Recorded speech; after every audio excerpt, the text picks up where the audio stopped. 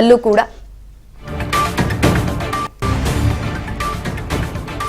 ರಾಜ್ಯಪಾಲರು ತಿಳಿಸಿದ ದಿನಾಂಕದ ಜೊತೆ ದೆಹಲಿಗೆ ತೆರಳಲಿದ್ದಾರೆ ಡಿಕೆ.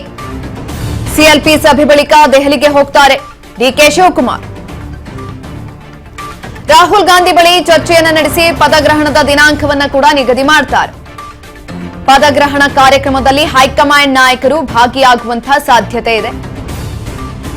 ಹೈಕಮಾಂಡ್ ನಾಯಕರು ಕೂಡ ಪದಗ್ರಹಣದಲ್ಲಿ ಭಾಗಿಯಾಗ್ತಾರೆ. ರಾಜ್ಯಪಾಲರು ತಿಳಿಸಿದಂತಹ ದಿನಾಂಕದ ಜೊತೆ ದೆಹಲಿಗೆ ಹೋಗುವಂಥದ್ದು. ಸಂಜೆ ಸಭೆ ಇದೆ, ಕೈ ಶಾಸಕಾಂಗ ಪಕ್ಷದ ಸಭೆ ಇರುವಂಥದ್ದು. ಆ ಸಭೆ ಬಳಿಕ ದೆಹಲಿಗೆ ಹೋಗ್ತಾರೆ. ಹೋಗಿ ಪದಗ್ರಹಣದ ದಿನಾಂಕದ ಕುರಿತಾಗಿ ರಾಹುಲ್ ಗಾಂಧಿ ಅವರೊಟ್ಟಿಗೆ ಚರ್ಚೆಯನ್ನ ಕೂಡ ಮಾಡ್ತಾರೆ. ಪದಗ್ರಹಣದ ಕಾರ್ಯಕ್ರಮದಲ್ಲಿ ಹೈಕಮಾಂಡ್ ನಾಯಕರು ಭಾಗಿಯಾಗುವಂತಹ ಸಾಧ್ಯತೆ ಇದೆ. ರಾಜ್ಯಪಾಲರು ತಿಳಿಸಿದಂತಹ ದಿನಾಂಕದ ಜೊತೆ ದೆಹಲಿಗೆ ಹೋಗುವಂಥದ್ದು. 3 ದಿನಾಂಕಗಳನ್ನ ಕೊಟ್ಟಿದ್ದಾರೆ ಈಗ ಆಲ್ರೆಡಿ. 3 ದಿನಾಂಕದಲ್ಲಿ ಒಂದು ದಿನಾಂಕವನ್ನ ಫೈನಲ್ ಮಾಡ್ತಾರೆ.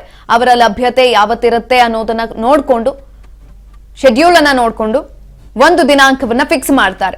ಆ ದಿನಾಂಕ ಇದೀಗ ಘೋಷಣೆ ಆಗತ್ತೆ ಚರ್ಚೆ ಬಳಿಕ. ಅದಾದ ನಂತರ ಸಂಜೆ ಸಿಎಲ್ಪಿ ಸಭೆ ಇದೆ. ಸಭೆಯಲ್ಲಿ ಕೆಲವೊಂದಷ್ಟು ನಿರ್ಧಾರಗಳಾಗುತ್ತೆ. ಜೊತೆಯಲ್ಲಿ ಅಧಿಕೃತವಾಗಿ ಮುಂದಿನ ನಾಯಕ ಯಾರು ಅನ್ನೋದು ಕುರಿತಾಗಿ ಸ್ಪಷ್ಟನೆಯನ್ನ ಕೂಡ ಕೊಡ್ತಾರೆ. ಸಿದ್ದರಾಮಯ್ಯನವರೇ ಈ ಕುರಿತಾಗಿ ಡಿಕೆಶಿ ಹೆಸರನ್ನ ಹೇಳುವಂತಹ ಸಾಧ್ಯತೆಗಳು ಕೂಡ ಇರುವಂತದ್ದು. ಅದ ನಂತರ ಸರ್ಕಾರ ರಚನೆಗೆ ಡಿಕೆಶಿ ಹಕ್ಕನ್ನ ಕೂಡ ಹಿಂದೆ ಮಂಡಿಸ್ತಾರೆ ಅಂತ ಕೂಡ ಹೇಳಲಾಗ್ತಾ ಇದೆ. ಇದೆಲ್ಲವನ್ನು ಆಗಿದ ನಂತರ ಮತ್ತೆ ದೆಹಲಿಗೆ ಹೋಗುವಂಥದ್ದು. ದೆಹಲಿಗೆ ಹೋದಂತಹ ಸಂದರ್ಭದಲ್ಲಿ ರಾಹುಲ್ ಗಾಂಧಿ ಅವರೊಟ್ಟಿಗೆ ಪದಗ್ರಹಣದ ದಿನಾಂಕದ ಕುರಿತಾಗಿ ಚರ್ಚೆಯನ್ನ ಕೂಡ ಮಾಡಲಾಗುತ್ತೆ. ಸಿಎಲ್ಪಿ ಸಭೆ ಬಳಿಕ ದೆಹಲಿಗೆ ಹೋಗುವಂಥದ್ದು. ರಾಹುಲ್ ಗಾಂಧಿ ಬಳಿ ಚರ್ಚೆಯನ್ನ ಮಾಡ್ತಾರೆ. ಪದಗ್ರಹಣದ ಕಾರ್ಯಕ್ರಮದಲ್ಲಿ ಹೈಕಮಾಂಡ್ ನಾಯಕರು ಕೂಡ ಭಾಗಿಯಾಗುವಂತಹ ಸಾಧ್ಯತೆ ಇದೆ. ಯಾವ ದಿನಾಂಕ ಆಗುತ್ತೆ ಅನ್ನೋದು ಇನ್ನೂ ಕೂಡ ಕುತೂಹಲವನ್ನು ಮೂಡಿಸ್ತಾ ಇರುವಂಥದ್ದು. ಈಗ ಆಲ್ರೆಡಿ ಡಿಕೆಶಿ ಅವರು ಯೂಶಲಿ ಈ ರೀತಿಯಾದ ಮುಹೂರ್ತಗಳನ್ನ ತುಂಬಾ ಜಾಸ್ತಿ ನಂಬ್ತಾರೆ. ಹಾಗಾಗಿ ಒಂದ್ ಕಡೆನಲ್ಲಿ ಅದನ್ನ ಕೂಡ ನೋಡಬೇಕು. ಹಾಗಾಗಿ ಇದೀಗ ಗೆಹ್ಲೋಟ್ ಅವರು ಕೊಡುವಂತಹ ದಿನಾಂಕ ಜೊತೆಯಲ್ಲಿ ಅದಕ್ಕೆ ಹೈಕಮಾಂಡ್ ಏನ್ ಹೇಳ್ತಾರೆ ಪ್ರತಿಯೊಂದನ್ನು ಕೂಡ ನೋಡಿಕೊಂಡು ಜೂನ್ 1, 3, 5 ಈ 3 ದಿನಗಳಲ್ಲಿ ಪದಗ್ರಹಣ ಆಗುವಂಥದ್ದು. ಸಕಲ ಸಿದ್ಧತೆಗಳಾಗ್ತಾ ಇದೆ. ಈಗ ಆಲ್ರೆಡಿ ರಾಹುಲ್ ಗಾಂಧಿ ಬಳಿ ಚರ್ಚೆಯನ್ನ ಕೂಡ ಮಾಡಲಾಗತ್ತೆ. ಡಿಕೆಶಿ ಹೆಸರನ್ನ ಸಿದ್ದರಾಮಯ್ಯ ಸೂಚಿಸುತ್ತಾರೆ. ಇಂದು ಸಂಜೆ 4 ಗಂಟೆಗೆ ನಡೆಯುವಂತಹ ಕೈ ಶಾಸಕಾಂಗ ಪಕ್ಷದ ಸಭೆಯಲ್ಲಿ ಖುದ್ದಾಗಿ ಅವರೇ ಹೇಳುವಂಥದ್ದು. ಲೋಕಭವನಕ್ಕೆ ತೆರಳಿ ಸರ್ಕಾರ ರಚನೆಗೆ ಹಿಂದೆ ಹಕ್ಕನ್ನ ಕೂಡ ಮಂಡಿಸುವಂತಹ ಸಾಧ್ಯತೆಗಳು ಇರುವಂಥದ್ದು. ತದನಂತರ ಇವಾಗ ಗೆಹ್ಲೋಟ್ ಅವರು ಕೊಡುವಂತಹ ದಿನಾಂಕವನ್ನ ತೆಗೆದುಕೊಂಡು ಮತ್ತೆ ದೆಹಲಿಗೆ ಹೋಗ್ತಾರೆ. ದೆಹಲಿಗೆ ಹೋಗಿ ವರಿಷ್ಠರನ್ನ ಭೇಟಿ ಮಾಡಿ, ಹೈಕಮಾಂಡ್ ಅನ್ನ ಭೇಟಿ ಮಾಡಿದ ನಂತರ ಅವರು ಯಾವ ನಿರ್ಧಾರವನ್ನ ತೆಗೆದುಕೊಳ್ತಾರೆ, ಯಾವ ದಿನಾಂಕಕ್ಕೆ ಅವರು ಓಕೆ ಅಂತಾರೆ ಅನ್ನೋದ್ರ ಮೇಲ್ಗಡೆ ಇದೀಗ ಪದಗ್ರಹಣದ ದಿನಾಂಕ ಫಿಕ್ಸ್ ಆಗುವಂಥದ್ದು. ಮತ್ತೊಂದು ಕಡೆನಲ್ಲಿ ಸಕಲ ಸಿದ್ಧತೆಗಳಾಗ್ತಾ ಇದೆ. ಏನೇನ್ ಬೇಕೋ ಸಿದ್ಧತೆಗಳನ್ನ ಕೂಡ ಮಾಡಿಕೊಳ್ಳಲಾಗ್ತಾ ಇದೆ. ಭರದ ಸಿದ್ಧತೆಗಳು ಆಗ್ತಾ ಇರುವಂಥದ್ದು. ಪ್ರಮಾಣ ವಚನಕ್ಕೆ ವಿಧಾನಸೌಧದ ಮೆಟ್ಟಿಲುಗಳ ಮೇಲೆ ಭರದ ಸಿದ್ಧತೆಗಳನ್ನ ಮಾಡಿಕೊಳ್ಳಲಾಗ್ತಾ ಇದೆ. ಇನ್ನೂ ಮತ್ತೊಂದು ಕಡೆನಲ್ಲಿ ಸಂಪುಟ ರಚನೆಗೆ ಕಸರತ್ತು ಕೂಡ ಜೋರಾಗಿದೆ. ಅಲ್ಲಿ ಮಂತ್ರಿಗಿರಿಗಾಗಿ ಶಾಸಕರು ಒದ್ದಾಡ್ತಾ ಇದ್ದಾರೆ. ಹಿರಿಯರಿಗೆ ಕೊಡಬೇಕಾ, ಕಿರಿಯರಿಗೆ ಕೊಡಬೇಕಾ ಅನ್ನುವ ಆಲೋಚನೆಯಲ್ಲಿರುವಂಥದ್ದು. 2 ಸಂಭಾವ್ಯ ಪಟ್ಟಿಗಳು ಕೂಡ ರೆಡಿ ಆಗಿದೆ. ಆ ಪಟ್ಟಿಯಲ್ಲಿ ಒಂದು ಡಿಕೆ ಶಿವಕುಮಾರ್ ಅವರು ಕೊಟ್ಟಿರುವಂಥದ್ದು, ಮತ್ತೊಂದು ಸಿದ್ದರಾಮಯ್ಯನವರು ಕೊಟ್ಟಿರುವಂಥದ್ದು. ಅದನ್ನ ಹೊರತುಪಡಿಸಿ ಹೈಕಮಾಂಡ್ ಯಾವ ನಿರ್ಧಾರವನ್ನು ತೆಗೆದುಕೊಳ್ಳುತ್ತೆ ಅನ್ನೋದು ಕೂಡ ತೀವ್ರವಾದಂತಹ ಕುತೂಹಲವನ್ನು ಮೂಡಿಸಿದೆ.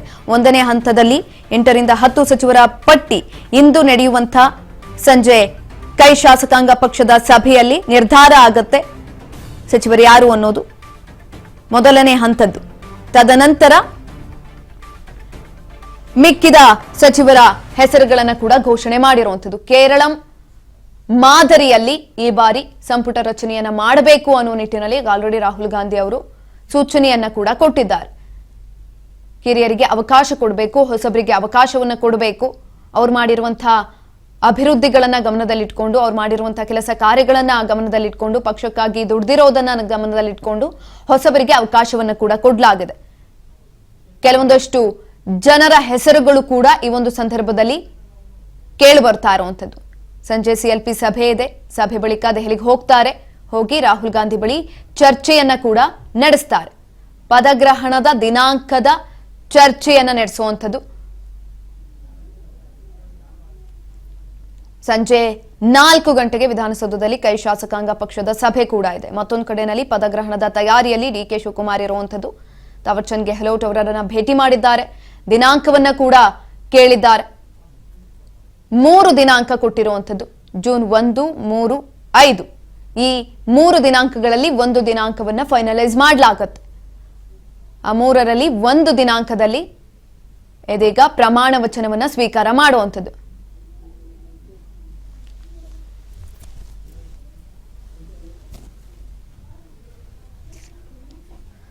ಮತ್ತೊಂದು ಕಡೆಯಲ್ಲಿ ಮಂತ್ರಿಮಂಡಲಕ್ಕೆ 2 ಹಂತದಲ್ಲಿ ಸಚಿವರ ಸೇರ್ಪಡೆಯಾಗುವಂತಹ ನಿರೀಕ್ಷೆ ಕೂಡ ಇದೆ. 1ನೇ ಹಂತದಲ್ಲಿ 8 ರಿಂದ 10 ಸಚಿವರ ಪಟ್ಟಿ ಇಂದು ಫೈನಲ್ ಆಗತ್ತೆ. ಹೊಸ ಸಿಎಂ ಆಯ್ಕೆಗೂ ಮುನ್ನವೇ ಮಂತ್ರಿಗಿರಿಗೆ ಲಾಬಿ ಕೂಡ ಆಗ್ತಾ ಇದೆ. ಎಲ್ಲರೂ ಕೂಡ ದೆಹಲಿಯಲ್ಲಿ ಇದ್ದಾರೆ.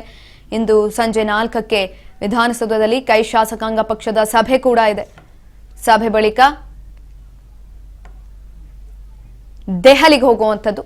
ದೆಹಲಿಯಲ್ಲಿ ರಾಹುಲ್ ಗಾಂಧಿ ಅವರ ಜೊತೆಗೆ ಚರ್ಚೆಯನ್ನ ಕೂಡ ಮಾಡಲಾಗುತ್ತೆ ವಿಚಾರಕ್ಕೆ ಸಂಬಂಧಪಟ್ಟಂತೆ. ಸಚಿವರಿಗೆ 40 ಶಾಸಕರ ಲಾಭಿ ಇರುವಂಥದ್ದು ಸಚಿವರಿಗಿರಿಗೆ. ಈ ಒಂದು ಸಂದರ್ಭದಲ್ಲಿ ಕೆಪಿಸಿಸಿ ಪಟ್ಟಕ್ಕೂ ಕೂಡ ತೀವ್ರವಾದಂತಹ ಪೈಪೋಟಿ ಇದೆ. ಹಾಗಾಗಿ ಪದಗ್ರಹಣದ ಕಾರ್ಯಕ್ರಮದ ಸಿದ್ಧತೆಗಳು ಕೂಡ ಮತ್ತೊಂದು ಕಡೆಯಲ್ಲಿ ಜೋರಾಗಿ ನಡೀತಾ ಇದೆ. ಡಿಕೆ ಯುಗ ಇನ್ನೇನು ಶುರುವಾಗುವಂಥದ್ದು, ಕೌಂಟ್ ಡೌನ್ ಕೂಡ ಶುರುವಾಗ್ತಾ ಇದೆ. ಇದಕ್ಕೆ ಕಷ್ಟಪಟ್ಟು ಪಕ್ಷಕ್ಕೆ ಸೇರ್ಕೊಂಡು ಪಕ್ಷವನ್ನ ಕಟ್ಟಿ ಆ ರೀತಿಯಾದಂತಹ ಚಾತುರ್ಯ ಡಿಕೆಗಿತ್ತು. ಹಾಗಾಗಿ ಇದೀಗ ಡಿಕೆ ಕೊಟ್ಟಿರುವಂಥದ್ದು. ಅಧಿಕೃತವಾಗಿ ಇಂದು ಸಂಜೆ ಅವರ ಹೆಸರನ್ನ ಕೂಡ ಘೋಷಣೆ ಮಾಡ್ತಾರೆ ಸಿದ್ದರಾಮಯ್ಯನವರು. ತದನಂತರ ಪ್ರಮಾಣ ವಚನದ ದಿನಾಂಕದ ಒಟ್ಟಿಗೆ ಮತ್ತೆ ದೆಹಲಿಗೆ ಹೋಗಿ ರಾಹುಲ್ ಗಾಂಧಿ ಒಟ್ಟಿಗೆ ಚರ್ಚೆಯನ್ನ ಮಾಡುವಂಥದ್ದು.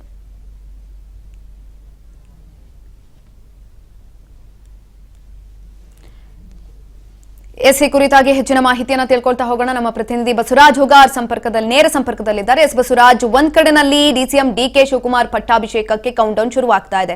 ಇದೀಗ ಗೆಹ್ಲೋಟ್ ಅವರನ್ನ ಭೇಟಿಯಾಗಿ 3 ದಿನಾಂಕಗಳನ್ನ ಕೂಡ ಕೊಟ್ಟಿದ್ದಾರೆ. 3 ದಿನಾಂಕದಲ್ಲಿ ಯಾವ ದಿನಾಂಕದಲ್ಲಿ ಪ್ರಮಾಣ ವಚನ ಸ್ವೀಕಾರ ಮಾಡುವಂತಹ ಸಾಧ್ಯತೆ ಹೆಚ್ಚಿನದಾಗಿದೆ? ಸುಕನ್ಯಾ, ಈಗಾಗಲೇ ಡಿಕೆ ಶಿವಕುಮಾರ್ ಅವರು ಲೋಕಭವನಕ್ಕೆ ತೆರಳಿ ರಾಜ್ಯಪಾಲರು ಕೂಡ ಭೇಟಿ ಆಗಿರ್ತಕ್ಕಂಥದ್ದು.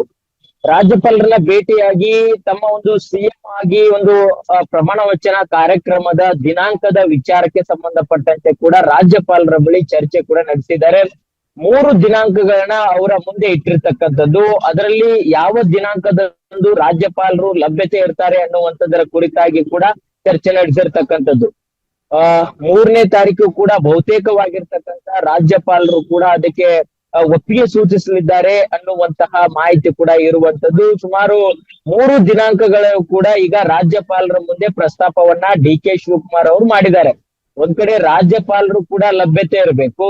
ಅದಾದ ಬಳಿಕ ಆ ಒಂದು ದಿನಾಂಕವನ್ನ ನಿಗದಿಪಡಿಸಿಕೊಂಡು ಅದನ್ನ ಪಕ್ಷದ ಹೈಕಮಾಂಡ್ ನಾಯಕರ ಜೊತೆ ಕೂಡ ಚರ್ಚೆ ನಡೆಸಿ ಅಂತಿಮವಾಗಿರ್ತಕ್ಕಂತಹ ದಿನಾಂಕವನ್ನು ಕೂಡ ಗೊತ್ತುಪಡಿಸುವಂತದ್ದು ಡಿಕೆ ಶಿವಕುಮಾರ್ ಅವರು ಮುಂದಾಗ್ತಾರೆ. ಆದ್ರೆ ಇದೀಗ ರಾಜ್ಯಪಾಲರ ಜೊತೆ ಕೂಡ 3 ದಿನಾಂಕಗಳ ಮುಂದೆ ಪ್ರಸ್ತಾಪವನ್ನು ಇಟ್ಟಿದ್ದಾರೆ. ಇನ್ನು ಕೂಡ ಅವರು ಸ್ಪಷ್ಟವಾಗಿರ್ತಕ್ಕಂತ ಒಂದು ದಿನಾಂಕವನ್ನು ಕೂಡ ಗೊತ್ತುಪಡಿಸಿಲ್ಲ ಅನ್ನುವಂತ ಮಾಹಿತಿ ಕೂಡ ಸಿಗ್ತಾ ಇದೆ. ಅಂತಿಮವಾಗಿ ರಾಜ್ಯಪಾಲರು ಒಂದು ದಿನಾಂಕವನ್ನ ಗೊತ್ತುಪಡಿಸಿದ ಬಳಿಕ ಆ ಒಂದು ದಿನಾಂಕವನ್ನ ಏನು ಹೈಕಮಾಂಡ್ ನಾಯಕರ ಬಳಿ ಕೂಡ ಚರ್ಚೆಯನ್ನು ಕೂಡ ನಡೆಸಲಿಕ್ಕೆ ಡಿಕೆ ಶಿವಕುಮಾರ್ ಅವರು ಮುಂದಾಗುವಂತದ್ದು. ಇವತ್ತು ಸಿಎಲ್ಪಿ ಸಭೆ ಆಗುತ್ತೆ. ಆ ಸಿಎಲ್ಪಿ ಸಭೆ ಆದ ಬಳಿಕ ದೆಹಲಿಗೆ ಕೂಡ ಡಿಕೆ ಶಿವಕುಮಾರ್ ಅವರು ತೆರಳಿದ್ದಾರೆ. ಆ ಒಂದು ಸಂದರ್ಭದಲ್ಲಿ ಹೈಕಮಾಂಡ್ ನಾಯಕನ ಭೇಟಿಯಾಗಿ ಪದಗ್ರಹಣ ಕಾರ್ಯಕ್ರಮದ ದಿನಾಂಕದ ವಿಚಾರಕ್ಕೆ ಸಂಬಂಧಪಟ್ಟಂತೆ ಕೂಡ ಹೈಕಮಾಂಡ್ ನಾಯಕರ ಜೊತೆ ಚರ್ಚೆ ನಡೆಸ್ತಾರೆ. ಯಾಕಂತಂದ್ರೆ ಅವರು ಹೈಕಮಾಂಡ್ ನಾಯಕರು ಕೂಡ ಡಿಕೆ ಶಿವಕುಮಾರ್ ಅವರು ಸಿಎಂ ಆಗಿ ಪದಗ್ರಹಣ ಮಾಡುವಂತ ಕಾರ್ಯಕ್ರಮದಲ್ಲಿ ಕೂಡ ಭಾಗವಹಿಸಲಿದ್ದಾರೆ. ರಾಹುಲ್ ಗಾಂಧಿ ಅವರಾಗಿರ್ಬೋದು, ಸೋನಿಯಾ ಗಾಂಧಿ ಅವರಾಗಿರ್ಬೋದು, ಅವರೆಲ್ಲರೂ ಕೂಡ ಭಾಗವಹಿಸಲಿದ್ದಾರೆ. ಹಾಗಾಗಿ ಅವರು ಕೂಡ ಅವ್ರ ಜೊತೆ ಕೂಡ ಇಂತಹ ದಿನ ಅನ್ನುವಂಥದ್ದನ್ನು ಕೂಡ ಚರ್ಚೆ ನಡೆಸ್ತಾರೆ. ಡಿಕೆ ಶಿವಕುಮಾರ್ ಅವರು ಅಂತ ದಿನಕ್ಕೆ ಅವರು ಒಂದು ಗ್ರೀನ್ ಸಿಗ್ನಲ್ ಕೊಟ್ರೆ ಅದೇ ದಿನಾಂಕದಿಂದಲೂ ಕೂಡ ಡಿಕೆ ಶಿವಕುಮಾರ್ ಅವರು ಸಿಎಂ ಆಗಿ ಒಂದು ಪ್ರಮಾಣ ವಚನ ಸ್ವೀಕಾರ ಮಾಡುವಂತಹ ಭವ್ಯವಾಗಿರ್ತಕ್ಕಂಥ ಕಾರ್ಯಕ್ರಮಕ್ಕೆ ಕೂಡ ಸಿದ್ಧತೆಯನ್ನು ಕೂಡ ಮಾಡ್ಕೊಂಡಿದ್ದಾರೆ. ಹಾಗಾಗಿ ಡಿ ಕೆ ಶಿವಕುಮಾರ್ ಅವರು ಈಗ ಮೊದಲಿಗೆ ರಾಜ್ಯಪಾಲರ ಬಳಿ ಚರ್ಚೆ ನಡೆಸಿದ್ದಾರೆ. ರಾಜ್ಯಪಾಲರು ಹೇಳಿರ್ತಕ್ಕಂಥ ದಿನಾಂಕವನ್ನ ತೆಗೆದುಕೊಂಡು ದೆಹಲಿಗೆ ಕೂಡ ಹೋಗಲಿದ್ದಾರೆ. ಅಲ್ಲಿ ಹೈಕಮಾಂಡ್ ನಾಯಕರ ಜೊತೆ ಚರ್ಚೆ ನಡೆಸಿ ಅಂತಿಮವಾಗಿರ್ತಕ್ಕಂಥ ದಿನಾಂಕವನ್ನು ಕೂಡ ಗುರುತಿಸಲಿದ್ದಾರೆ. ಸುಕನ್ ಎಸ್ ಬಸವರಾಜ್, ಮತ್ತೊಂದ್ ಕಡೆನಲ್ಲಿ ಇಂದು ಸಂಜೆ ಕೈ ಶಾಸಕಾಂಗ ಪಕ್ಷದ ಸಭೆ ಕೂಡ ಇದೆ. ಸಭೆ ಬಳಿಕ ಹಕ್ಕನ್ನು ಕೂಡ ಏನಾದ್ರೂ ಹಿಂದೆ ಮಂಡನೆ ಮಾಡ್ತಾರಾ? ಯಾಕಂತ ಅಂದ್ರೆ ಇದೀಗ ತಾವರ್ಚಂದ್ ಗೆಹ್ಲೋಟ್ ಅವರು ಕೊಡುವಂತಹ ಒಂದು ದಿನಾಂಕವನ್ನ ತೆಗೆದುಕೊಂಡು ರಾಹುಲ್ ಗಾಂಧಿ ಅವರನ್ನ ಭೇಟಿಯಾಗಿ ಅವರ ಜೊತೆ ಕೂಡ ಚರ್ಚೆ ಆಗಬೇಕು. ಹಾಗಾಗಿ ಸಂಜೆ ಈ ಸಭೆ ಮುಗಿದ ಬಳಿಕ ಹಕ್ಕನ್ನ ಮಂಡಿಸೋದಕ್ಕೆ ಸಮಯಾವಕಾಶ ಸಿಗುತ್ತಾ? ಸುಕನ್ಯಾ, ಈಗಾಗಲೇ ಇವತ್ತು ಸಂಜೆ 4 ಗಂಟೆಗೆ CLP ಸಭೆ ಇದೆ. ಆ ಸಭೆಯಲ್ಲಿ ನೂತನ ಮುಖ್ಯಮಂತ್ರಿಯನ್ನು ಕೂಡ ಆಯ್ಕೆ ಮಾಡ್ತಾರೆ. ಸಿದ್ದರಾಮಯ್ಯನವರು ಡಿ ಕೆ ಶಿವಕುಮಾರ್ ಅವರ ಹೆಸರನ್ನ ಪ್ರಸ್ತಾಪ ಮಾಡ್ತಾರೆ. ಆ CLP ನಾಯಕನಾಗಿ ಡಿ ಕೆ ಶಿವಕುಮಾರ್ ಅವರ ಆಯ್ಕೆ ಆಗ್ತಾರೆ. ಸಂಪೂರ್ಣ ಸರ್ಕಾರ ರಚನೆ ಮಾಡ್ಲಿಕ್ಕೆ ಸಂಪೂರ್ಣವಾಗಿರ್ತಕ್ಕಂತ ಬೆಂಬಲದ ಒಂದು ಪತ್ರವನ್ನ ತೆಗೆದುಕೊಂಡು ರಾಜ್ಯಪಾಲರ ಬಳಿ ಹೋಗಿ ಸರ್ಕಾರ ರಚನೆಗೆ ಹಕ್ಕು ಮಂಡನೆಗೂ ಕೂಡ ಡಿ ಕೆ ಶಿವಕುಮಾರ್ ಅವರು ಮತ್ತೆ ಸಿದ್ದರಾಮಯ್ಯನವರ ಜೊತೆಲೆ ತೆರಳಿ ಹಕ್ಕು ಮಂಡನೆ ಮಾಡ್ಲಿಕ್ಕೆ ಕೂಡ ಮುಂದಾಗುವಂತದ್ದು. ಆದ್ರೆ ರಾಜ್ಯಪಾಲರು ಒಂದ್ ಕಡೆ ಬೇರೆ ಒಂದು ಜಿಲ್ಲೆಯ ಪ್ರವಾಸವನ್ನ ಕೈಗೊಳ್ಳಿದ್ದಾರೆ ಅನ್ನುವಂತಹ ಕಾರಣದಿಂದ ಈ ಮೊದಲಿಗೆ ಕೂಡ ಅವ್ರನ್ನ ಹೋಗಿ ಭೇಟಿಯಾಗಿ ಈ ಬಗ್ಗೆ ಚರ್ಚೆ ಕೂಡ ಡಿ ಕೆ ಶಿವಕುಮಾರ್ ಅವರು ನಡೆಸಿರ್ತಕ್ಕಂಥದ್ದು. ಹಾಗಾಗಿ ರಾಜ್ಯಪಾಲರು ಇರದೇ ಇದ್ರು ಸಹಿತ ಅಲ್ಲಿ ರಾಜ್ಯಭವನಕ್ಕೆ ಕೂಡ ತೆರಳಿ ಅವರ ಆಪ್ತ ಕಾರ್ಯದರ್ಶಿ ಅವರ ಜೊತೆ ಹಕ್ಕು ಮಂಡನೆಯ ಒಂದು ಪತ್ರವನ್ನು ಕೂಡ ಕೊಟ್ಟು ಸರ್ಕಾರ ರಚನೆಗೂ ಕೂಡ ಅನುಮತಿಯನ್ನು ಕೂಡ ರಾಜ್ಯಪಾಲರಿಗಿಂದ ಪಡೆದುಕೊಳ್ಳುವಂತಹ ಎಲ್ಲಾ ಸಾಧ್ಯತೆ ಕೂಡ ಇರುವಂತದ್ದು. ಹಾಗಾಗಿ ಎಸ್ ಬಸವರಾಜ್, ಹಾಗೆ ಸಂಪರ್ಕದಲ್ಲಿ ಒಂದು ಬ್ರೇಕಿಂಗ್ ಬರ್ತಾ ಇದೆ, ನೋಡ್ಕೊಂಬರೋಣ.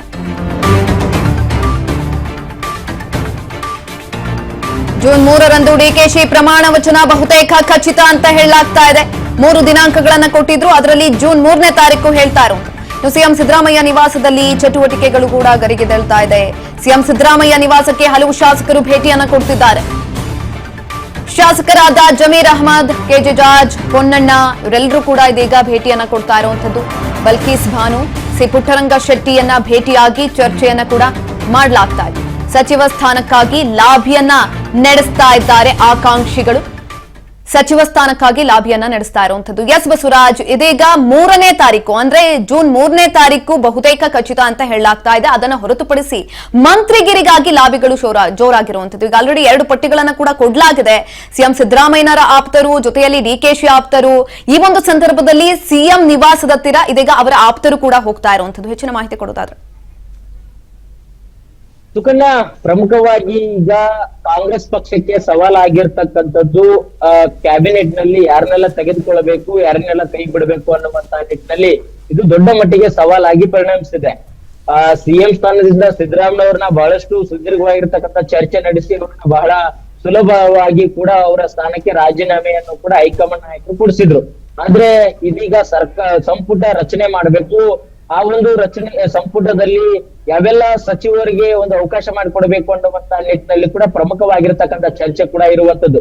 ಸಿದ್ದರಾಮಯ್ಯವರ ಆಪ್ತ ಬಣ್ಣದಲ್ಲಿ ಗುರುತಿಸಿಕೊಂಡಿರ್ತಕ್ಕಂಥ ಹಲವು ನಾಯಕರು ಕೂಡ ಸಚಿವ ಸ್ಥಾನವನ್ನ ಪಡೆದುಕೊಳ್ಳುವಂತ ನಿಟ್ಟಿನಲ್ಲಿ ಸಾಕಷ್ಟು ಪ್ರಯತ್ನವನ್ನ ನಡೆಸ್ತಾ ಇದ್ದಾರೆ. ಖುದ್ದಾಗಿ ಸಿದ್ದರಾಮಯ್ಯವ್ರನ್ನ ಕೂಡ ಭೇಟಿಯಾಗಿ ತಮಗೆ ಸಚಿವ ಸ್ಥಾನ ಕೊಡಿಸುವಂತೆ ಸಾಕಷ್ಟು ಬಿಗಿಪಟ್ಟನ್ನು ಕೂಡ ಹಿಡಿದುಕೊಂಡಿರ್ತಕ್ಕಂಥದ್ದು. ಈಗಾಗಲೇ ಸಿದ್ದರಾಮಯ್ಯವ್ರನ್ನ ಭೇಟಿ ಆಗ್ಲಿಕ್ಕೂ ಕೂಡ ಹಲವು ನಾಯಕರು ಕೂಡ ಆಗಮಿಸಿರ್ತಕ್ಕಂಥದ್ದು. ಜಮೀರ್ ಅಹಮದ್ ಖಾನ್ ಅವರಾಗಿರ್ಬೋದು, ಕೆಜೆ ಜಾರ್ಜ್ ಆಗಿರ್ಬೋದು, ಹಲವು ನಾಯಕರು ಕೂಡ ಸಿದ್ದರಾಮಯ್ಯವ್ರನ್ನ ಭೇಟಿಯಾಗಿ ಈ ಬಗ್ಗೆ ಚರ್ಚೆ ಮಾಡ್ತಾ ಇದ್ದಾರೆ.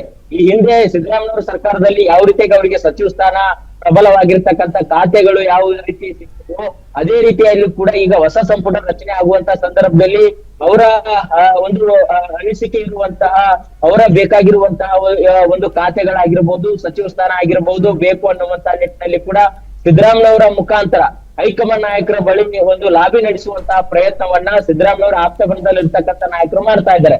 ಇತ್ತ ಡಿ ಕೆ ಶಿವಕುಮಾರ್ ಅವರು ಸಹಿತ ಅವ್ರದೇ ಆಗಿರ್ತಕ್ಕಂಥ ಒಂದಿಷ್ಟು ಲೆಕ್ಕಾಚಾರಗಳಿದಾವೆ. ಅವರ ಆಪ್ತ ಬಣದಲ್ಲಿ ಕೂಡ ಇರ್ತಕ್ಕಂಥ ಶಾಸಕರಿಗೂ ಕೂಡ ಮತ್ತೆ ಸಚಿವ ಸ್ಥಾನ ಕೊಡಿಸ್ಬೇಕು ಅನ್ನುವಂತ ನಿಟ್ಟಿನಲ್ಲಿ ಅವರು ಕೂಡ ಸಾಕಷ್ಟು ತಯಾರಿಯನ್ನು ಕೂಡ ನಡೆಸಿದ್ದಾರೆ. ಅದರ ಜೊತೆಗೆ ಹೈಕಮಾಂಡ್ ನಾಯಕರು ಸಹಿತ ಕೆಲವು ಶಾಸಕರಿಗೂ ಕೂಡ ಸಚಿವ ಸ್ಥಾನ ಒಂದು ಕೊಡಿಸುವಂತ ಎಲ್ಲಾ ಸಾಧ್ಯತೆ ಕೂಡ ಇರುವಂತದ್ದು. ಒಂದ್ ಕಡೆ ಡಿ ಕೆ ಶಿವಕುಮಾರ್ ಅವರು, ಇನ್ನೊಂದ್ ಕಡೆ ಸಿದ್ದರಾಮಯ್ಯ ಅವರು, ಮತ್ತೆ ಇನ್ನೊಂದು ಕಡೆ ನೇರವಾಗಿ ಹೈಕಮಾಂಡ್ ನಾಯಕರ ಕೋಟಾದ ಅಡಿಯಲ್ಲಿಯೂ ಕೂಡ ಸಚಿವ ಸಂಪುಟಕ್ಕೆ ಕೂಡ ಶಾಸಕರು ಸೇರ್ಪಡೆ ಆಗ್ಲಿದ್ದಾರೆ. ಹಾಗಾಗಿ ಇವರಲ್ಲಿ ಯಾರನ್ನ ಆಯ್ಕೆ ಮಾಡ್ಬೇಕು ಅನ್ನುವಂಥದ್ದು ಕೂಡ, ಮತ್ತೆ ಪ್ರಮುಖವಾಗಿ ಹಿಂದೆ ಇರ್ತಕ್ಕಂಥ ಸಚಿವ ಸಂಪುಟದಲ್ಲಿ ಕೂಡ ಹಲವು ಹಿರಿಯ ಸಚಿವರಿದ್ದಾರೆ. ಅವ್ರನ್ನ ಯಾವ ರೀತಿ ಕೈ ಬಿಡ್ಲಿಕ್ಕೆ ಏನ್ ಕಾರಣ ಕೊಡಬೇಕು ಅನ್ನುವಂಥದ್ದು ಅವರ ರಿಪೋರ್ಟ್ ಕಾರ್ಡ್ ಅವರ ಬಳಿ ಸೇರಿದೆ. ಆದ್ರೆ ಸಮುದಾಯವಾರು ಕೂಡ ಅವ್ರನ್ನ ಸಮಾಧಾನ ಪಡಿಸುವಂತ ಪ್ರಯತ್ನ ಮಾಡಬೇಕು. ಮತ್ತೆ ಮುಂದೆ ಸರ್ಕಾರವು ಕೂಡ ಸುಗಮವಾಗಿ ನಡಿಬೇಕು, ಯಾವುದೇ ರೀತಿ ಅಸಮಾಧಾನ ಆಗ್ಬಾರ್ದು ಅನ್ನುವಂತ ನಿಟ್ಟಿನಲ್ಲಿ ಇದನ್ನೆಲ್ಲವನ್ನು ಕೂಡ ಗಮನದಲ್ಲಿಟ್ಟುಕೊಂಡು ಸಚಿವ ಸಂಪುಟ ರಚನೆ ಮಾಡಬೇಕು ಅನ್ನುವಂತ ನಿಟ್ಟಿನಲ್ಲಿ ಕೂಡ ಕಾಂಗ್ರೆಸ್ ಪಕ್ಷದ ನಾಯಕರು ಮುಂದಾಗ್ತಾ ಇದ್ದಾರೆ. ಅದ್ರ ಬಗ್ಗೆ ಈಗಾಗಲೇ ಒಂದು ಸುತ್ತಿನ ಸಭೆಯನ್ನು ಕೂಡ ಹೈಕಮಾಂಡ್ ನಾಯಕರ ಜೊತೆ ಚರ್ಚೆ ನಡೆಸಿದ್ದಾರೆ. ಅಂತಿಮವಾಗಿರ್ತಕ್ಕಂಥದ್ದು ಇದೀಗ ಡಿ.ಕೆ. ಶಿವಕುಮಾರ್ ಅವರ ಜೊತೆ ಕೂಡ ಸುಮಾರು 8 ರಿಂದ 11 ಶಾಸಕರು ಸಹಿತ ಒಂದು ಸಚಿವರಾಗಿ ಪ್ರಮಾಣ ವಚನವನ್ನು ಕೂಡ ಸ್ವೀಕಾರ ಮಾಡಲಿದ್ದಾರೆ ಎನ್ನುವಂಥದ್ದು. ಆ ಒಂದು ಮೊದಲ ಒಂದು ಘಟ್ಟದಲ್ಲಿ ಯಾರೆಲ್ಲ ಸಚಿವರಾಗಿ ಪ್ರಮಾಣ ವಚನವನ್ನ ಸ್ವೀಕಾರ ಮಾಡಲಿದ್ದಾರೆ ಅನ್ನುವಂಥದ್ದು ಬಹಳಷ್ಟು ಕುತೂಹಲಕ್ಕೆ ಎಡೆ ಮಾಡಿಕೊಡ್ತಾ ಇದೆ. ಡಿ.ಕೆ. ಶಿವಕುಮಾರ್ ಅವರ ಜೊತೆ ಕೂಡ ಎಸ್ ಬಸವರಾಜ್, ಹಾಗೆ ಹೋಲ್ಡ್ ಅಲ್ಲಿ ಒಂದು ಬ್ರೇಕಿಂಗ್ ಬರ್ತಾ ಇದೆ, ನೋಡ್ಕೊಂಬರೋಣ.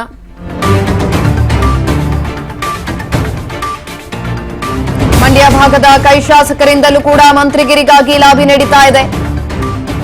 ಡಿ.ಕೆ. ಶಿವಕುಮಾರ್ ಅವರನ್ನ ಭೇಟಿಯಾಗಿದ್ದಾರೆ ಮಂಡ್ಯ ಭಾಗದ ಶಾಸಕರು. 1 ಗಂಟೆಯವರೆಗೂ ಕೂಡ ಶಾಸಕರ ಜೊತೆಗೆ ಮಿಡ್ ನೈಟ್ ಮೀಟಿಂಗ್ ಆಗಿದೆ. ಸದಾಶಿವನಗರದ ನಿವಾಸದಲ್ಲಿ ಡಿಕೆಶಿ ಜೊತೆಗೆ ಶಾಸಕರ ಮಹತ್ವದ ಸಭೆ ನಡೆದಿರುವಂತದ್ದು 1 ಗಂಟೆ ನಡೆದಿದೆ. ನಮ್ಮ ಭಾಗದ ಶಾಸಕರಿಗೆ ಮಂತ್ರಿಗಿರಿ ಕೊಡುವಂತೆ ಬೇಡಿಕೆಯನ್ನ ಕೂಡ ಇಡಲಾಗಿದೆ. ಈಗ ಆಲ್ರೆಡಿ ಮಂತ್ರಿಗಿರಿಗಾಗಿ ಲಾಬಿ ಜೋರಾಗಿ ನಡೀತಾ ಇರುವಂತದ್ದು. ಮಂಡ್ಯ ಭಾಗದ ಕೈ ಶಾಸಕರಿಂದಲೂ ಕೂಡ ಮಂತ್ರಿಗಿರಿಗಾಗಿ ಲಾಬಿ ನಡೀತಾ ಇದೆ. ಡಿ.ಕೆ. ಶಿವಕುಮಾರ್ ಅವರನ್ನ ಭೇಟಿಯಾಗಿದ್ದಾರೆ. ಮಂಡ್ಯ ಭಾಗದ ಶಾಸಕರು ಭೇಟಿಯಾಗಿ ಅವಕಾಶ ಕೊಡಿ ನಮ್ಗುಣ ಅಂತ ಕೇಳಿರುವಂತದ್ದು. 1 ಗಂಟೆಯವರೆಗೂ ಕೂಡ ಶಾಸಕರ ಜೊತೆಗೆ ಮಿಡ್ ನೈಟ್ ಮೀಟಿಂಗ್ ನಡೆದಿದೆ. ಸದಾಶಿವನಗರದ ನಿವಾಸದಲ್ಲಿ ಡಿಕೆಶಿ ಜೊತೆಗೆ ಶಾಸಕರ ಮಹತ್ವದ ಸಭೆ ನಡೆದಿರುವಂತದ್ದು. ನಮ್ಮ ಭಾಗದ ಶಾಸಕರಿಗೆ ಮಂತ್ರಿಗಿರಿಯನ್ನ ಕೊಡುವಂತೆ ಬೇಡಿಕೆಯನ್ನ ಕೂಡ ಇಡಲಾಗಿದೆ. ನಿನ್ನೆ ನೈಟ್ ನಡೆದಿರುವಂತಹ ಮೀಟಿಂಗ್. ಎಸ್ ಬಸವರಾಜ್, ಇನ್ನೊಂದು ಕಡೆನಲ್ಲಿ ಡಿ.ಕೆ. ಶಿವಕುಮಾರ್ ಅವರು ನಿನ್ನೆ ರಾತ್ರಿ ಒಂದು ಮಿಡ್ ನೈಟ್ ಮೀಟಿಂಗ್ ಅನ್ನ ಕೂಡ ಮಾಡಿದ್ದಾರೆ. ಮಂಡ್ಯ ಭಾಗದ ಶಾಸಕರು ನಮಗೂ ಕೂಡ ಅವಕಾಶವನ್ನ ಕೊಡಬೇಕು, ಈ ಕುರಿತಾಗಿ ಚರ್ಚೆ ಆಗಿರುವಂತದ್ದು. ಸುಖದ ಖಂಡಿತ ಸಚಿವ ಸ್ಥಾನಕ್ಕಾಗಿ ನಾಯಕ ಕೂಡ ಡಿ.ಕೆ. ಶಿವಕುಮಾರ್ ಅವರಿಗೆ ಬಹಳಷ್ಟು ಮನವಿಯನ್ನು ಕೂಡ ಮಾಡಿಕೊಟ್ಟಿದ್ದಾರೆ. ಮತ್ತೆ ಈ ಒಂದು ತಮ್ಮ ಒಂದು ಸಂಪುಟದಲ್ಲಿ ನಮಗೆ ಅವಕಾಶ ಮಾಡಿಕೊಡ್ಬೇಕು ಅನ್ನುವಂತಹ ಒಂದು ಪ್ರಸ್ತಾಪವನ್ನು ಕೂಡ ಇಟ್ಟಿರ್ತಕ್ಕಂಥದ್ದು. ಈ ಒಂದು ಹಿನ್ನೆಲೆಯಲ್ಲಿ ನಿನ್ನೆ ತಡರಾತ್ರಿ 1 ಗಂಟೆವರೆಗೂ ಕೂಡ ಡಿ.ಕೆ. ಶಿವಕುಮಾರ್ ಅವರ ಜೊತೆ ಮಂಡ್ಯ ಭಾಗದ ಜನಪ್ರತಿನಿಧಿಗಳು ಒಂದು ಮಾತುಕತೆ ಕೂಡ ನಡೆಸಿರ್ತಕ್ಕಂಥದ್ದು. ಚಲುವರಾಯ ಸ್ವಾಮಿ ಅವರ ನೇತೃತ್ವದಲ್ಲಿ ಶಾಸಕರು ಕೂಡ ಡಿ.ಕೆ. ಶಿವಕುಮಾರ್ ಅವರ ಜೊತೆ 1 ಗಂಟೆವರೆಗೂ ಕೂಡ ಮಿಡ್ ನೈಟ್ ಕೂಡ ಒಂದ್ ಕಡೆ ಸಭೆಯನ್ನು ಕೂಡ ನಡೆಸಿರ್ತಕ್ಕಂಥದ್ದು. ಈಗಾಗಲೇ ಸಂಪುಟಕ್ಕೆ ಕೂಡ ನಮ್ಮ ಭಾಗದ ಮಂಡ್ಯ ಜಿಲ್ಲೆಯ ಭಾಗದ ಶಾಸಕರಿಗೂ ಕೂಡ ಸಂಪುಟದಲ್ಲಿ ತಾವು ಅವಕಾಶ ಮಾಡಿಕೊಡ್ಬೇಕು ಅನ್ನುವಂತ ನಿಟ್ಟಿನಲ್ಲಿ ಚಲುವರಾಯ ಸ್ವಾಮಿ ಅವರು ಆಗಿರ್ಬೋದು, ರವಿ ಗಣಿಗ ಆಗಿರಬಹುದು, ಉದಯ್ ಕದಲೂರ್ ಆಗಿರಬಹುದು, ಹೀಗೆ ಶಾಸಕರು ಡಿ.ಕೆ. ಶಿವಕುಮಾರ್ ಅವರ ಬಳಿ ಮನವಿ ಕೂಡ ಮಾಡಿಕೊಂಡಿದ್ದಾರೆ. ಒಂದಿಷ್ಟು ಈಗಿರ್ತಕ್ಕಂತ ಸವಾಲುಗಳನ್ನು ಕೂಡ ಎದುರಿಸುವಂತಹ ನಿಟ್ಟಿಗೆ ಕೂಡ ಡಿ.ಕೆ. ಶಿವಕುಮಾರ್ ಅವರು ಕೂಡ ಮುಂದಾಗ್ತಾ ಇದ್ದಾರೆ. ಯಾಕಂತಂದ್ರೆ ಅವರ ಅತ್ಯಾಪ್ತರಿಗೂ ಕೂಡ ತಮ್ಮ ಒಂದು ಸಂಪುಟದಲ್ಲಿ ಅವಕಾಶ ಮಾಡಿಕೊಡಬೇಕು ಅನ್ನುವಂತ ನಿಟ್ಟಿನಲ್ಲಿ ಕೂಡ ಪ್ರಯತ್ನವನ್ನ ನಡೆಸ್ತಾ ಇದ್ದಾರೆ. ಈಗ ಸಿದ್ದರಾಮಯ್ಯ ಬಳಿ ಕೂಡ ಹಲವರ ಪಟ್ಟಿ ಕೂಡ ಇದೆ, ಅವರಿಗೆ ಕೂಡ ಅವಕಾಶ ಮಾಡಿಕೊಡ್ಬೇಕು, ಹೈಕಮಾಂಡ್ ನಾಯಕರು ಹೇಳಿದಂತವರಿಗೆ ಕೂಡ ಅವಕಾಶ ಮಾಡಿಕೊಡಬೇಕು. ಜೊತೆಗೆ ಡಿ.ಕೆ. ಶಿವಕುಮಾರ್ ಅವರ ಒಂದು ಆಪ್ತ ಬಣದಲ್ಲಿ ಇರ್ತಕ್ಕಂಥವರಿಗೆ ಮತ್ತೆ ಈ ಹಿಂದೆ ಕೂಡ ಅವರ ಜೊತೆಯಲ್ಲೇ ಇರ್ತಕ್ಕಂತ ಶಾಸಕರಿಗೂ ಕೂಡ ಈ ಬಾರಿಯ ಸಂಪುಟದಲ್ಲಿ ಅವಕಾಶ ಮಾಡಿಕೊಡಬೇಕು. ಹಾಗಾಗಿ ಅವರಿಗೆ ಯಾವ ರೀತಿಯಾಗಿ ಡಿ.ಕೆ. ಶಿವಕುಮಾರ್ ಅವರು ಒಂದು ವಿಶ್ವಾಸವನ್ನ ವ್ಯಕ್ತಪಡಿಸಿದ್ದಾರೆ ಅಥವಾ ಹೈಕಮಾಂಡ್ ನಾಯಕರ ಜೊತೆ ಚರ್ಚೆ ನಡೆಸಿ ಸೂಕ್ತ ತೀರ್ಮಾನ ತೆಗೆದುಕೊಳ್ತೇನೆ ಅನ್ನುವಂತ ನಿಟ್ಟಿನಲ್ಲಿ ಕೂಡ ಡಿ.ಕೆ. ಶಿವಕುಮಾರ್ ಅವರು ಮಂಡ್ಯ ಭಾಗದ ಒಂದು ಶಾಸಕರಿಗೂ ಕೂಡ ಒಂದಿಷ್ಟು ಮಾಹಿತಿಯನ್ನ ನೀಡಿದ್ದಾರೆ ಅನ್ನುವಂಥದ್ದು. ಹಾಗಾಗಿ ಹೀಗೆ ಹಲವು ರೀತಿಯ ಶಾಸಕರು ಡಿ.ಕೆ. ಶಿವಕುಮಾರ್ ಅವರನ್ನು ಕೂಡ ಪ್ರತ್ಯೇಕವಾಗಿ ಭೇಟಿಯಾಗಿ ಸಚಿವ ಸ್ಥಾನಕ್ಕಾಗಿ ಲಾಬಿ ನಡೆಸ್ತಾ ಇದ್ದಾರೆ. ಸುಕನ್ಯಾ, ಧನ್ಯವಾದಗಳು ಬಸವರಾಜ್ ಹೆಚ್ಚಿನ ಮಾಹಿತಿಗಾಗಿ. ಎಸ್ ನೋಡಿ, ನಿನ್ನೆ ಡಿಕೆಶಿ ಅವರು ಒಂದು ಪೋಸ್ಟ್ ಅನ್ನು ಕೂಡ ಹಾಕಿದ್ರು. ಆ ಸಂದರ್ಭದಲ್ಲಿ ಹೇಳಿದ್ರು, ದೇವರು ವರನೂ ಕೊಡಲ್ಲ, ಶಾಪನೂ ಕೊಡೋದಿಲ್ಲ, ಅವಕಾಶವನ್ನ ಮಾತ್ರ ಕೊಡ್ತಾನೆ, ಅವಕಾಶವನ್ನ ಬಳಸ್ಕೊಳ್ಬೇಕು ಅಂತ. ಹಾಗಾಗಿ ಇದೀಗ ಮಂತ್ರಿಗಿರಿಗಾಗಿ ಲಾಬಿ ನಡೀತಾ ಇದೆ. ಯಾರಿಗೆಲ್ಲ ಅವಕಾಶ ಸಿಗುತ್ತೆ, ಡಿಕೆಶಿ ಯಾರಿಗೆಲ್ಲ ಅವಕಾಶವನ್ನ ಕೊಡ್ತಾರೆ, ಒಂದು ಪಟ್ಟಿಯನ್ನ ಕೊಟ್ಟಿದ್ದಾರೆ. ಸಿದ್ದರಾಮಯ್ಯನವರು ಒಂದು ಪಟ್ಟಿಯನ್ನ ಕೊಟ್ಟಿದ್ದಾರೆ.